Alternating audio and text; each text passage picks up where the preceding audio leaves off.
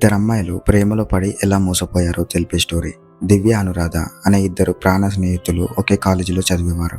Present దివ్య ఒక software ఇంజనీర్ను love చేస్తుంది. అనురాధ తన కాలేజ్ సీనియర్ను ప్రేమించింది.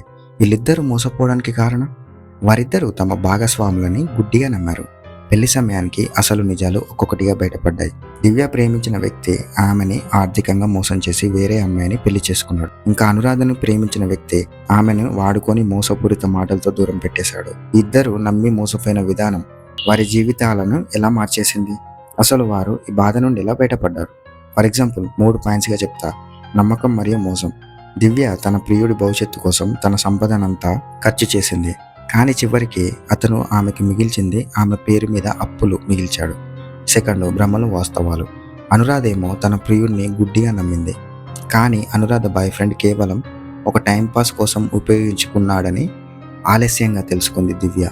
బట్ దెబ్బ తగిలాక కూడా లేచి నిలబడటం ముఖ్యం కదా. మోసపోయిన తర్వాత దివ్య మరియు అనురాధ మానసికంగా కుంగిపోయారు. కానీ వారు ఆ బాధ నుండి తమ కాళ్ళపైన తాము నిలబడాలని నిర్ణయించుకున్నారు. దివ్య ఒక స్వతంత్ర వ్యాపారాన్ని ప్రారంభించింది. అనురాధ ఏమో ఉన్నత విద్య కోసం విదేశాలకు వెళ్ళింది. ఆ తర్వాత మీకు పార్ట్ 2 కావాలంటే ప్లీజ్ కామెంట్ చేయండి.